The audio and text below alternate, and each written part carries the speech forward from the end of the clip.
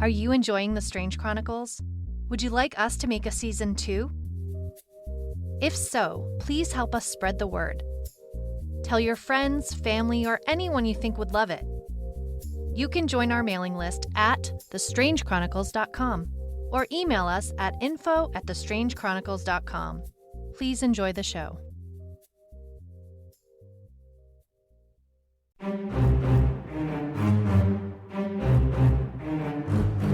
I'm Gray Cooper, private detective. According to the Department of Homeland Security, my business doesn't exist. But according to the blockchain, a government address pays my bills. The following are the recordings of my case log, for insurance purposes, you understand. See, I deal in the strange. The place where monsters and conspiracies dance. The kind of strange you're not quite sure is real or unreal. Officially, the following case did not happen. I told you nothing. Welcome to the Strange Chronicles.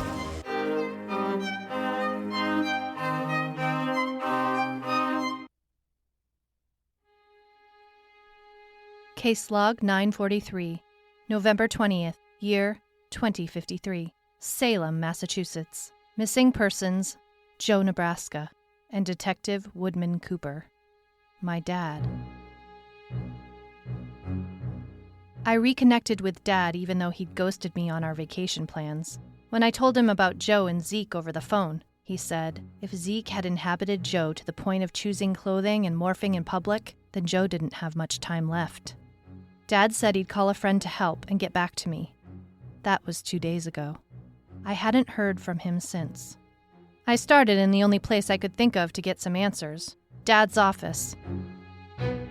Detective Woodman Cooper. He taught me everything I knew, and then one day he disappeared, for 10 years. I had no idea what happened to him. When Mom died, that's when I met Joe. He helped me find Dad. We were lucky to have made it out of that situation alive.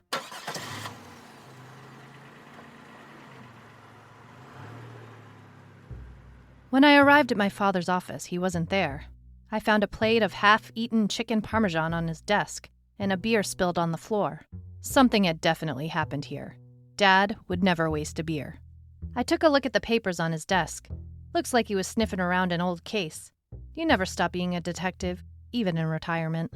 Says he spends his days sorting out his unsolved cases, tying up loose ends. I picked up his old desk phone, and to my surprise, there was a dial tone. Old dogs with old tech. I hit the redial just for kicks, and of all things, I heard the voicemail from a church, All Saints of Salem.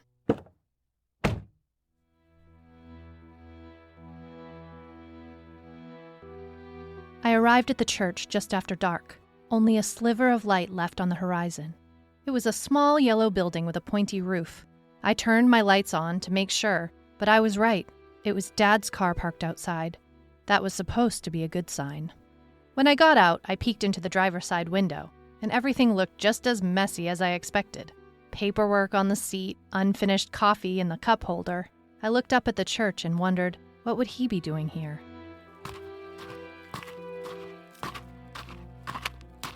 As I approached the entrance, something felt wrong. Inside, I found the place empty, and the large cross at the back of the altar had been knocked over on its side. "Hello?" I called out. No response. I was about to knock on the door to the sacristy when a man exited. He was very tall and introduced himself as Ned. Ned told me that a man had been there, but left an hour ago. I pointed out that his car was still parked outside, and he said maybe he had wandered up the hill to the cemetery. When I asked why the cross was knocked over, he rushed over to fix it and asked me to help. He said it happens sometimes. He guessed it was because Metatron was upset. We got it back up, and he explained that he was the property caretaker of the church. He thanked me for the assistance. But who was Metatron? An angel, and he pointed out the window to a statue. I made my way up the hill to the cemetery behind the church. The light was gone now, so I flipped on the torch from my compu device. The stone statue stood at the top of the path.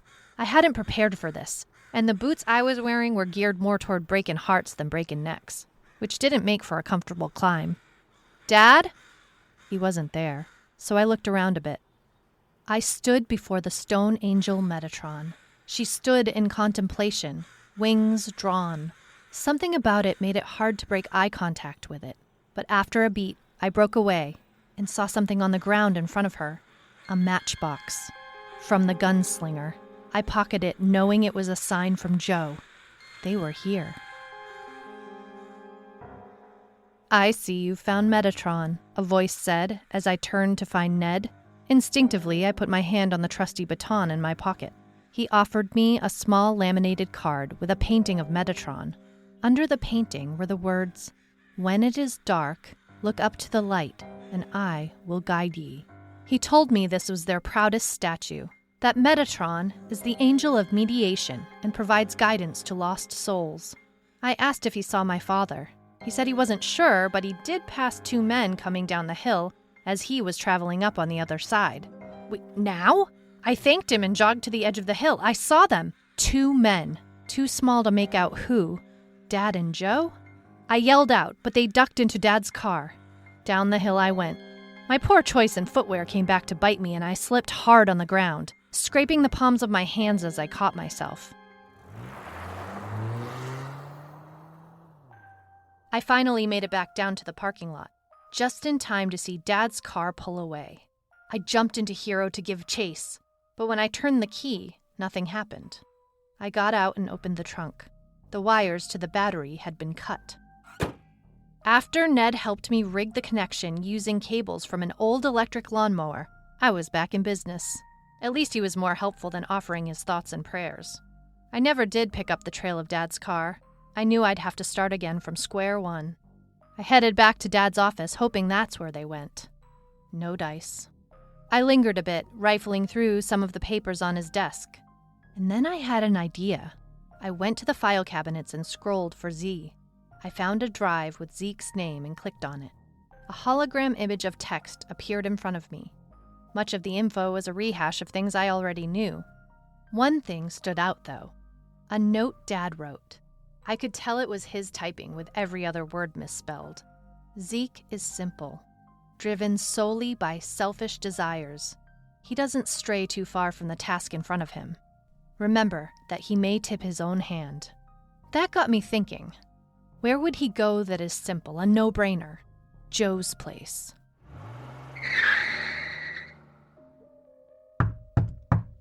When no one answered, I used my spare key. Empty. In fact, the place looked completely untouched.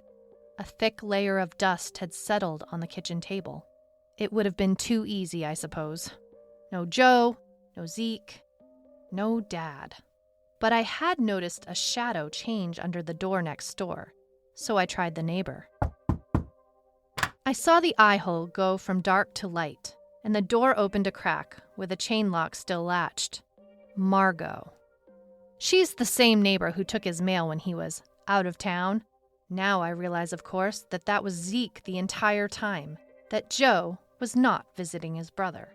Joe wasn't there anymore, she said. He left a short time before I arrived, though.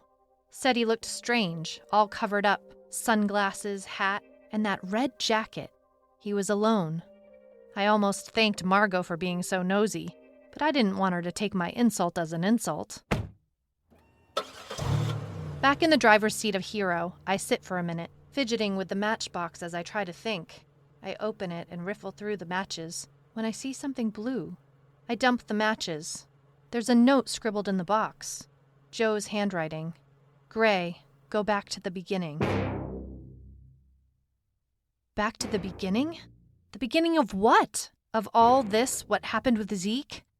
And then I knew exactly what the note meant. I remembered the day of my mother's funeral. I had thought I was an orphan, abandoned. I was miserable. When I felt like I was drowning in grief, working with Joe brought me back from the brink. Then I knew where to go for help. I put the matches back into the box and changed out of those boots. I parked in the darkness at the public beach parking, desolate in the wintertime. It was quiet. Even the seagulls had left. I sat on a bench engraved with my mother's memory and looked out at the frigid ocean and watched my breath mystify around me. And then a yell broke the spell. It came from behind me, from the trees across the road. I left my mother's bench and ran.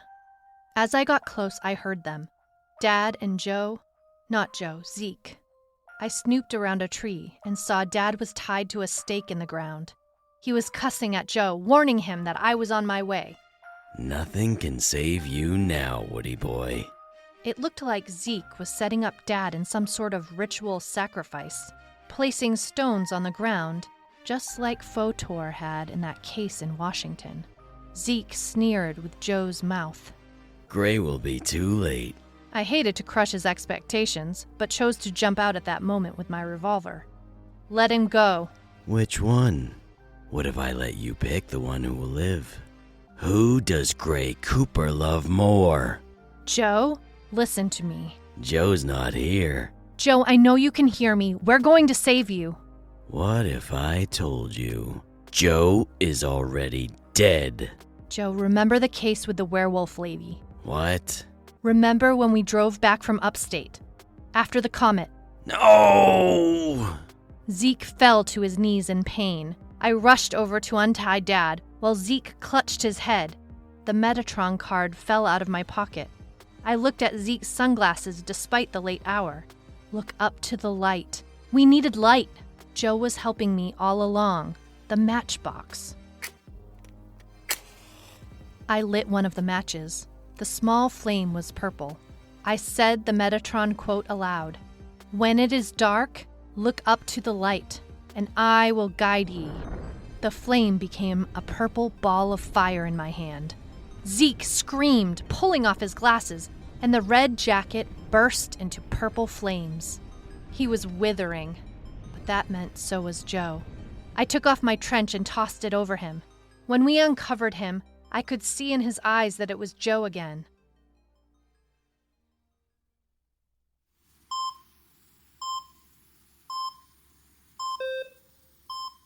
We took Joe, Nebraska to the hospital, and despite some decent burns, he's going to be all right. They patched up my hand, too. When he and Zeke were in a mind meld, Joe was able to see exactly how Zeke was able to come back, even though he had been essentially destroyed. He wanted revenge on you, Gray, for rescuing Woody. That night, when we vanquished him, a piece of him went into all of us. He was banished from his earthly presence, but then he found his way back through alien means. The blue dust. That case in Kansas, I went out to help you. It was a mistake. When I got to the scene, you'd already left. I took some of the dust for evidence. Zeke was in that dust. He waited for his moment. I inhaled the dust. It was all he needed to grow the seed of himself already stowing away inside of me. He needed time to fully take over my body. He needed me to stay away from you. I convinced him to meet for drinks. I wanted to leave you a clue, show you it was not me in this body. And it wasn't, by the way. That guy was a sicko. I'm so sorry, Joe. You're my partner, Gray. I'd do it again in an instant. You're a good egg, Joe. So I got a call for another case. You think you'd be up for it? Tell me where. We all face demons in our lives. Hopefully for you, they won't be actual demons from the underworld. But no matter how dark the alleyways in your life get, some punk will turn on a light somewhere. It's all temporary. The ups, the downs, this life. So get yourself some cinnamon candy, a loyal sidekick, and I'll be out here working the cases of the Strange Chronicles. Stop.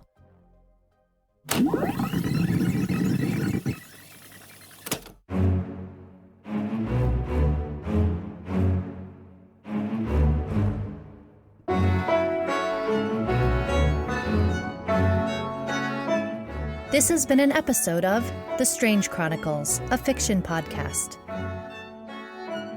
You can follow us on Instagram at The Strange Chronicles Podcast, or email us at info@thestrangechronicles.com.